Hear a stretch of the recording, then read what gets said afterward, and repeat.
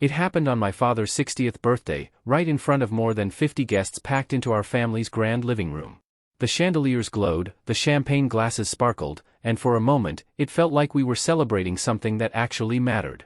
But then, with a smirk curling across his face, my father raised his glass and announced, "You're adopted, Noah, so I removed your name from my will." The room erupted into laughter. Some relatives doubled over, clapping each other on the back as if this humiliation was part of the entertainment. My younger brother, Liam, chuckled the loudest, his smug grin pointed directly at me. My sister, Olivia, shook her head with mock pity, leaning closer to whisper something to a cousin who laughed even harder. My father, James, basked in the attention, enjoying every cruel second. The only person not laughing was my mother, Susan. She sat frozen, hands gripping the tablecloth as if holding herself steady against a storm. Her eyes darted toward me, full of silent apology, but she said nothing. She never challenged him in public, not even when the target was me. I stood there, staring at them. My chest burned, but not with shame. They expected me to shrink, to walk out humiliated. Instead, I walked forward through the laughter, every step deliberate. The room quieted as I reached the long banquet table where the gifts were displayed. Without a word, I placed mine on the polished surface. It wasn't wrapped in bright paper or tied with a ribbon, just a single envelope. Dozens of eyes followed as I slid it into the center, then tore it straight down the middle. The paper ripped clean in my hands. I kept tearing until the pieces were scraps scattered across the tablecloth. Then I stepped back, my face calm, while a silence of confusion spread across the room. "What the hell was that?" my father barked, suddenly unsure. He tried to keep his confident tone, but I could hear the tremor beneath it. The same people who had laughed seconds ago now stared at the shredded pieces, curiosity replacing their cruelty. I looked him in the eye and answered in a voice steady enough for everyone to hear, "That was my gift to you." I grew up in a house where wealth was measured not just by money, but by pride, appearances, and bloodlines. My father, James, built his reputation on those values. To the outside world, he was a successful businessman who had created his empire with determination and clever deals. To me, he was a man who never let me forget I was adopted. When I was younger, I tried to ignore how he treated me compared to my siblings. My brother, Liam, 2 years younger, carried my father's sharp jawline and confident stride. My sister, Olivia, older by 3 years, had inherited his cunning smile and way of commanding a room. They were his pride. He loved introducing them at parties, praising their achievements, and boasting about their bright futures. With me, things were different. He never introduced me as his son. When he had to, he emphasized "adopted" like a warning label. At family dinners, he often skipped over my accomplishments, even though I worked harder than Liam and Olivia combined. When I received a college scholarship, he congratulated me with the same dry tone he used to thank a waiter for refilling his wine glass. My mother, Susan, was the only anchor I had in that house. She wasn't my biological mother, but she never let me feel like an outsider. She'd slip into my room at night when I was younger, sit on the edge of my bed, and whisper, "You are mine, Noah. Blood has nothing to do with it." Those words carried me through years of being overlooked, ridiculed, and treated as though I didn't belong. But no matter how strong I tried to be, it stung to watch my father beam at Liam's careless jokes while barely acknowledging me. It cut deep when Olivia won a local debate competition, and he hosted a toast in her honor, while my business school achievements went unnoticed. By my 30s, I'd stopped expecting anything from him. I'd built my own career, invested wisely, and made a life without leaning on his wealth or influence. I didn't want his money, I wanted his respect, a sliver of recognition that I was more than the outsider he mocked. When the invitation for his 60th birthday arrived, written in Olivia's polished handwriting, embossed with gold letters and dripping with the extravagance that defined our family gatherings, I almost ignored it. The party was to be held at the family estate, a mansion that stood as James's monument to his success. The guest list included extended family, old friends, and business partners. It wasn't just a birthday, it was a performance. I hesitated, but Susan called me personally. "Please come, Noah," she said softly. "It would mean the world to me to have you there." "Your father?" "Well, he's set in his ways. But you're still his son, no matter what he says. Be there for me." Her voice carried a weight I couldn't ignore. She'd been my protector for as long as I could remember, and if she asked this of me, I'd go. I promised myself I'd stay calm, no matter what my father threw at me. On the party day, I arrived early. The house glowed with chandeliers, waiters in crisp uniforms glided across the floor with champagne trays, and laughter filled the rooms. I walked past portraits of James, oil paintings of him shaking hands with politicians, posing in front of his first company, smiling with Liam and Olivia at milestones. Not one photograph included me. Susan greeted me at the door, hugging me tightly, her lavender perfume familiar. "You look handsome," she said with pride, adjusting my tie like I was still a boy. Behind her, I saw James speaking with Liam near the bar, his booming laugh filling the room. Olivia stood nearby, sipping champagne, her sharp eyes scanning the guests like a hawk searching for prey. Susan whispered, "Promise me, Noah, you won't let him get under your skin tonight.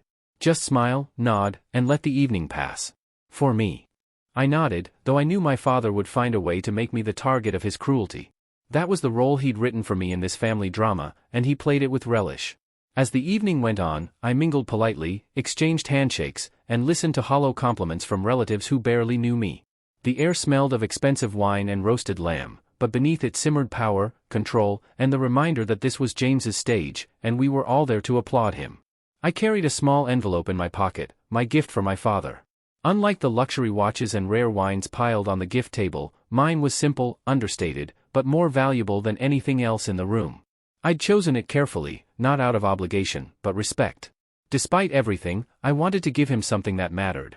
As I watched him hold court with his friends, basking in his self-importance, I felt the envelope's weight against my chest. I didn't know then how quickly everything would change or how that piece of paper would bring his empire of arrogance crashing down in front of everyone he sought to impress. The speeches began after dinner. The waiters cleared plates, the clinking of silverware faded, and the room quieted in anticipation. Everyone knew James loved the spotlight, and his birthday was the perfect excuse. He stood near the head of the banquet table, glass raised high, chest puffed out as if the night was built around his greatness. He tapped the glass lightly, silencing scattered whispers and laughter. 60 years, he began, his voice carrying the confidence of a man used to being heard. 60 years of hard work, building a family, creating a legacy worth remembering. Guests clapped politely, nodding with admiration. Some raised their glasses, caught up in his rhythm. Liam leaned back, grinning, proud to be seated closest. Olivia rested a hand on his shoulder, eyes shining as if basking in borrowed glory. Susan sat stiffly, her smile thin and brittle, like glass on the verge of shattering. James's speech rolled on, filled with stories of his early ventures, triumphs over competitors, and determination to leave an empire that would endure. Each story was punctuated by laughter and approving nods from relatives eager to stay in his good graces. Then his tone shifted. He lowered his glass slightly and smirked. "But what is legacy without blood?" His words were sharp, designed to pierce. He let them hang before continuing. "A man's legacy belongs to his children, those who carry his name, his spirit, and most importantly, his blood." A ripple of agreement spread through the room, heads nodding, smiles widening. My stomach tightened. I knew where this was going. He turned his eyes on me, locking me in his gaze like a hunter cornering prey. "Which brings me to a decision I've made." He paused for effect, relishing the silence, then declared with cruel satisfaction, "My adopted son, Noah, will not be included in my will. Legacy cannot be passed through paperwork. It must run in the blood." For a second, the room went silent. Then laughter came, loud, cruel, unrestrained. Guests chuckled into their glasses, some slapped the table as if it was the funniest thing they'd heard. Liam laughed hardest, clapping James on the back and saying loudly, "Good one, Dad. About time you made it clear."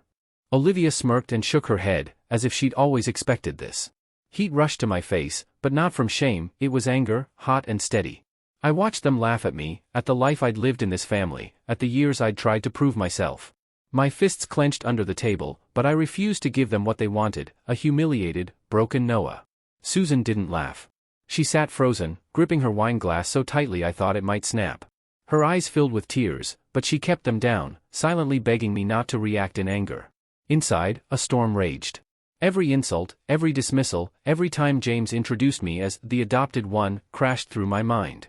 This was his final act, his public declaration that I didn't belong, and he wanted the world to celebrate it.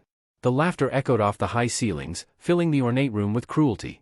Some guests looked uncomfortable but laughed anyway, unwilling to stand against James's authority. I caught the eye of an old family friend who'd known me since I was a boy. He looked away, ashamed to be caught enjoying the spectacle. I could have walked out, the easiest choice. Leave them to their celebration of blood and wealth. But something hardened inside me. I wouldn't leave quietly. Not tonight. I pushed my chair back and stood. The laughter faltered as I walked toward the banquet table where the gifts were piled. My footsteps echoed in the sudden hush. Conversations died mid-sentence. Even Liam stopped laughing, his grin slipping as he watched. James raised his chin, trying to look unbothered, but I saw uncertainty in his eyes. "And where do you think you're going?" he called, his voice mocking but thinner, strained under the silence pressing down. I ignored him. My focus was on the envelope in my hand, the gift I'd brought.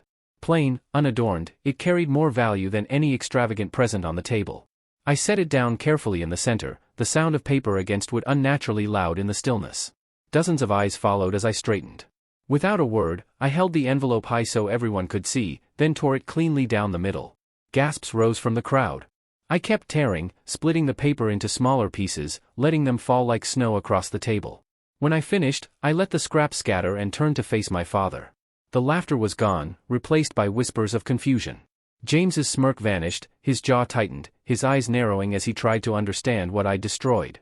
"What was that?" he demanded, his voice sharp, edged with fear. "What the hell did you just tear up in front of everyone?" I met his gaze, feeling no fear of him for the first time. My voice was steady, clear enough for every guest to hear. "That was my gift to you." A heavy silence followed. The people who'd laughed minutes earlier leaned forward, curious about what they'd witnessed. James's face hardened, but behind his bravado, I saw cracks.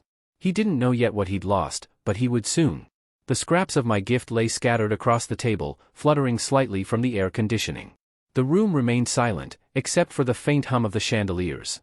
Every eye was on me, some wide with shock, others narrowed with curiosity. The laughter that had filled the house was gone, leaving a heavy weight pressing down. James broke the silence. "Noah," he said slowly, his voice lower. "What did you just do?" His expression was no longer smug, his forehead furrowed, his lips a thin line, looking uncertain for the first time that evening.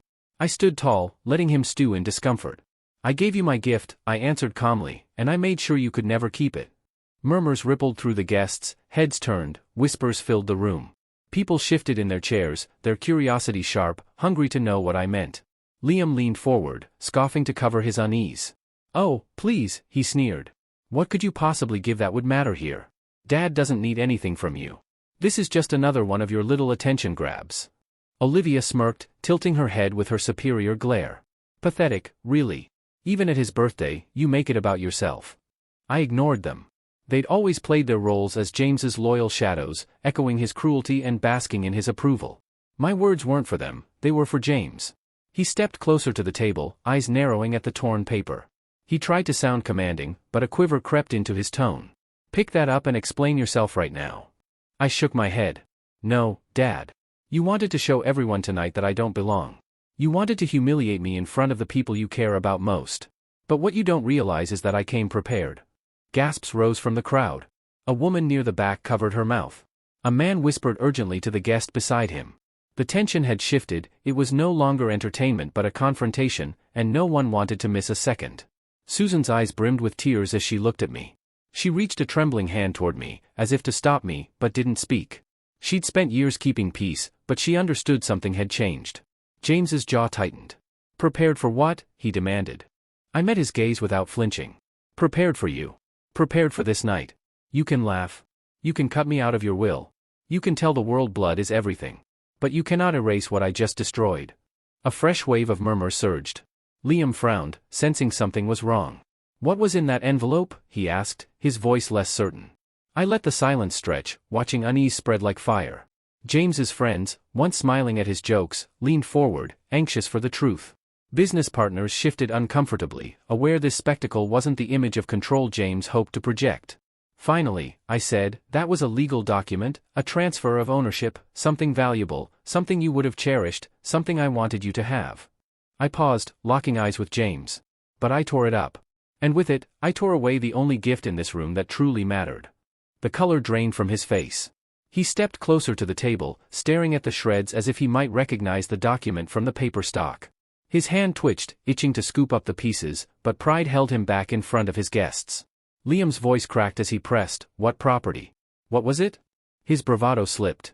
He looked from me to our father, realizing he might not be the favored child in every way.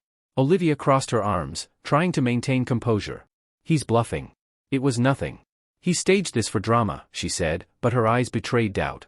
James turned back to me, his voice low. "Tell me what you destroyed. Tell me right now."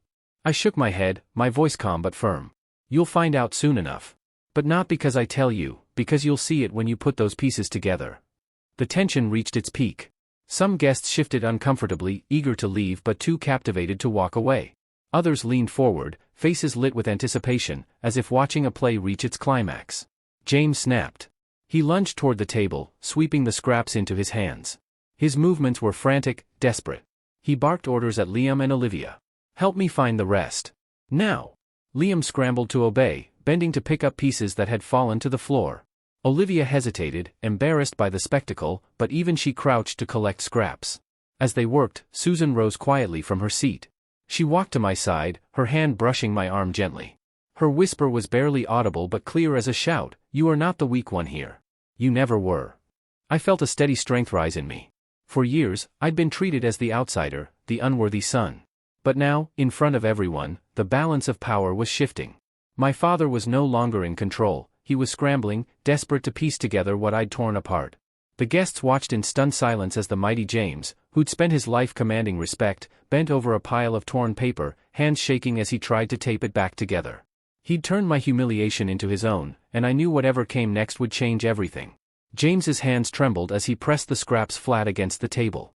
Liam hovered close, holding a strip of tape, frantically aligning edges. Olivia smoothed smaller fragments, her face pale but determined to maintain composure. Their movements were hurried, clumsy, desperate. The guests who'd laughed earlier sat in silence, watching the proud patriarch scramble like a man drowning. The sound of tape pulling free echoed loudly in the quiet room. James's face glistened with sweat, his jaw tight, lips muttering curses as he tried to force the torn pieces into order. His reputation, authority, and image of control unraveled before the people whose respect he demanded most. Finally, the words formed again. The jagged strips lined up, revealing black ink on official letterhead. Guests craned their necks, murmuring as they realized what he held. It was a deed transfer, signed, notarized, and legally binding, giving him ownership of my most valuable property, a commercial building in the city's heart, worth millions. I'd intended it as a gesture of respect, to show that despite everything, I valued him as my father. That envelope carried more than a gift, it carried my attempt at peace. By tearing it apart in front of everyone, I'd revoked it. The property was no longer his. He'd lost it before knowing it was his to gain. His face drained of color as the reality struck. His hands froze, the taped fragments shaking in his grip. The room erupted in whispers, sharp and urgent. "It was a deed," someone hissed. "He gave him a property." Another added, "And now it's gone." Just like that. Liam's mouth fell open. "You were giving him that building?" His voice cracked with disbelief. "That was supposed to be ours." He turned on me, fury flooding his expression. "You set us up. You planned this to humiliate him."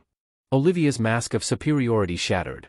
She stared at the taped fragments, jaw slack, confidence evaporating. For the first time, she looked uncertain, vulnerable. James's voice was low, hoarse, stripped of the power he'd wielded all night. "Why, Noah? Why would you do this?" I stepped forward, my voice steady, carrying through the room. "Because you never saw me as your son. Tonight, you made that public. You wanted to cut me out of your will, as if I'd never been part of this family. So I showed you what it feels like to lose something you thought belonged to you. That building was yours, Dad. I signed it over to you, but I took it back the moment you tried to erase me." Gasps swept the room. Some guests shifted uncomfortably, ashamed of the laughter they'd joined earlier. Others sat riveted by the downfall of the man they'd admired. Susan's eyes glistened as she reached for me. She didn't speak, but her face shone with pride and sorrow. James's hands dropped the taped fragments. They scattered again across the table, useless now. His shoulders sagged, the fight draining out of him. He'd spent his life believing his power came from control, wealth, and bloodlines. In one moment, I'd ripped that illusion apart. "You think this makes you strong?" he spat, voice wavering. "You think tearing up a piece of paper changes anything?" "It changes everything," I replied. "That paper wasn't just property. It was proof I cared, even after everything you did. I wanted you to have something meaningful, to show I was still willing to stand by you as your son. But you threw me aside in front of everyone, so I threw away the only chance you had to keep me." The silence was crushing. My words hung heavy, undeniable, final. Liam slammed his fist against the table, anger spilling over. "You ruined everything," he shouted. "Do you have any idea what you've done to us?" I turned to him calmly. "I know exactly what I've done. I've shown you that wealth doesn't buy loyalty, and blood doesn't guarantee love. You wanted me gone, cut out, forgotten. But tonight, it's you who'll remember me every time you see what your father lost." Olivia said nothing, sinking back into her chair, arms wrapped tightly around herself, confidence shattered. James stood frozen, eyes fixed on the broken fragments of the deed. His face was pale, hands limp at his sides. For the first time, I saw fear in his eyes, not of me, but of the truth. He'd built his world on dominance and appearances, and in one night, it collapsed in front of everyone he sought to impress. Guests murmured again, some rising quietly, unwilling to stay in the presence of a man so undone. A few looked at me with respect, others with disbelief, but no one looked at James with admiration anymore. I turned toward the door, my decision final. "Happy birthday, Dad," I said, my voice calm, almost gentle. "Enjoy the gifts from the people who laugh at your cruelty. Mine is gone, just like the respect you thought you still had." As I walked away, I heard chairs scrape, whispers intensify, and James collapse into his seat. The man who'd spent his life towering over everyone was left small, powerless, broken. I left the dining hall with my back straight, steps steady. Behind me, the whispers followed like a tide. Guests who'd come to celebrate James's dominance now spoke in hushed tones about his collapse. I didn't look back. For the first time, I didn't need his reaction to validate my actions. In the foyer, the chandelier's golden lights reflected off polished marble. The house no longer felt like a fortress of intimidation, just a shell of James's ego. Susan's soft footsteps followed. She caught my arm, her voice trembling but firm. "Noah," she whispered, "I'm so proud of you. I wish it hadn't come to this, but you showed him who you are." I turned to her, the woman who'd been my anchor all my life. "I did it for myself, Mom. Not to hurt him, but to let him see what he threw away." She nodded, eyes shining. "You always were the strongest one. He just never wanted to admit it." She hugged me tightly, and I held on, not as the outcast, but as her son, loved without conditions. When I walked out into the night, the cool air hit my face like freedom. The estate glowed with lights, but inside, the party was falling apart. I knew the stories would spread. Guests wouldn't remember the food or wine, they'd remember James scrambling over scraps, his pride torn apart as easily as the deed. In the days that followed, phone calls began. Some relatives reached out, voices dripping with false sympathy. "Noah, you shouldn't have done that in front of everyone," one aunt said, as if James's public humiliation of me was acceptable, but my response wasn't. I ended those calls quickly. I no longer needed approval from people who joined the laughter. Others called with respect, voices low, almost reverent. "You did what no one else could," a business partner of James's told me. "You stood up to him. You made him human." They admired my strength, though admiration wasn't my goal. I'd wanted peace. But if peace was impossible, truth would suffice. Liam avoided me completely. I heard from distant relatives that he'd been raging, furious I'd cost him and Olivia what he believed was theirs. To him, the deed represented wealth and status, another inheritance stolen by the brother he never considered equal. Olivia sent one message: "You made your point. Don't come back here." I smiled. I had no intention of returning. James never called. Weeks passed, then months, without a word. His pride wouldn't let him admit what he'd lost. He'd built his life on control, and I'd shattered that illusion in front of his only audience. But Susan visited me quietly one afternoon, bringing a basket of fresh bread she'd baked, like when I was a boy. She sat at my kitchen table, hands folded, face soft with sadness and peace. "He's not the same," she said. "He sits in his study most nights, staring at the walls. He's not angry, he's smaller, like the weight of his choices caught up with him." I listened quietly. Part of me felt pity, but another knew his regrets weren't my burden. "He wanted me to be nothing," I said. "Instead, he showed everyone what he truly is." Susan reached for my hand. "You're more than his son.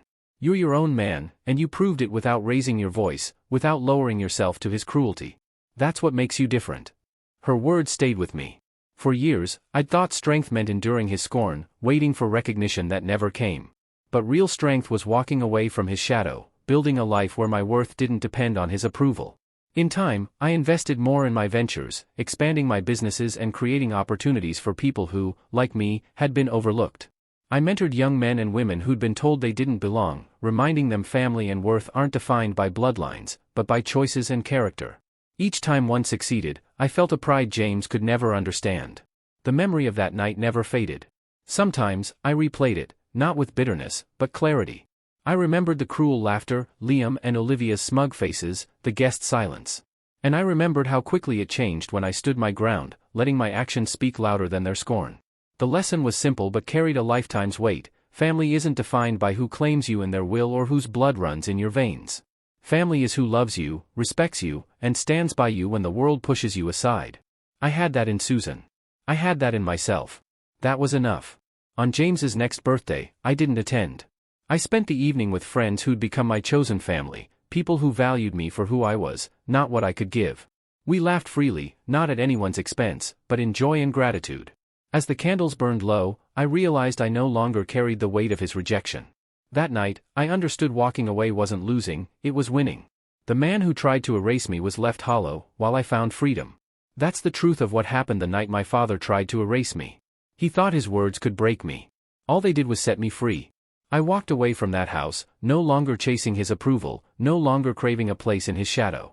I understood strength isn't about being accepted by those who refuse to see your worth, it's about standing tall when the world tries to tear you down.